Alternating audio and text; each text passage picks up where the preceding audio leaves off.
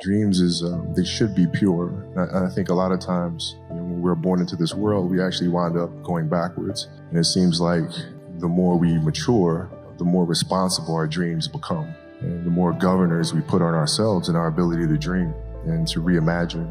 And it's always a fight for us parents and for you guys to make sure that your dreams always stay pure. And so it's not a matter of pushing beyond your limitations or expectations. It's really a matter of protecting your dreams, protecting your imagination. That's really the key. And when you do that, then the world just seems limitless.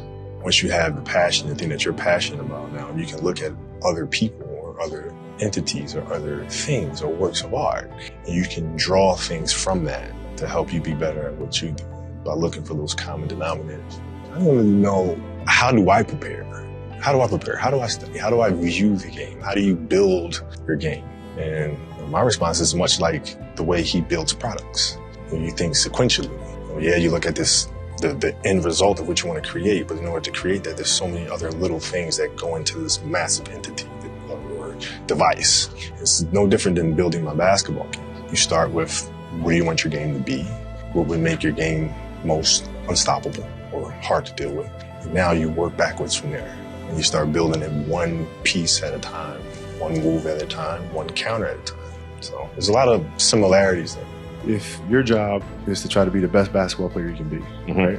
To do that, you have to practice, you have to train. You want to train as much as you can, as often as you can. So if you get up at 10 in the morning, train at 11, train at 12, train for 2 hours, 12 to 2. You have to let your body recover. So you eat, recover, whatever. You get back out, you train, start training again at 6. Train from 6 to 8. And now you go home, you shower, you eat dinner, you go to bed, you wake up, do it again, right? Those are 2 sessions. Right now, imagine you wake up at 3, you train at 4, 4 to 6, come home, breakfast, relax, blah, blah, blah. Now you're back at it again, 9 to 11, you relax, and now all of a sudden you're back at it again, 2 to 4, and now you're back at it again, 7 to 9. Look how much more training I have done by simply starting at 4, right? And so now you do that, and as the years go on, the separation that you have with your competitors and your peers just grows larger and larger and larger and larger and larger. And by year 5 or 6, doesn't matter what kind of work they do in the summer, they're never going to catch up because you're 5 years behind, right? So it makes sense to get up and start your day early because you can get more work in.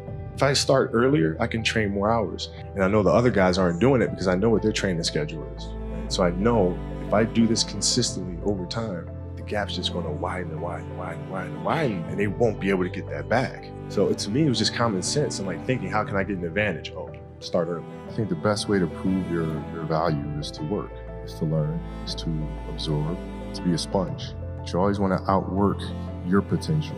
As hard as you believe you can work harder than that. We talk about hard work all the time. It's like, man, if you got to get up every single morning and remind yourself how hard you need to work, you probably need to choose a different profession. Because that shouldn't be there. I wake up in the morning excited to get to it. If I'm not training, I'm missing it. I'm not watching a game of basketball, I miss it.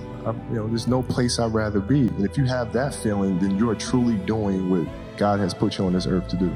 I think you have to challenge yourself to evolve and to grow. And I couldn't think of a better message for athletes in particular, because it's very easy for us athletes to kind of lose ourselves and our identity by connecting who we are to what we do.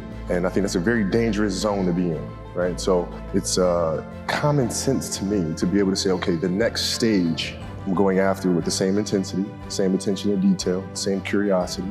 So of course I'd want to be better at that than I was in my previous career. We're going to find out, right? I mean, that's the thing. You go for it. You do all you can. You learn as much as you can. You continue to try. You continue to improve. You continue to evolve, right? 20 years from now, you can have to look in the mirror and say, I gave it my best shot. And we did the best we could, and see where we end up.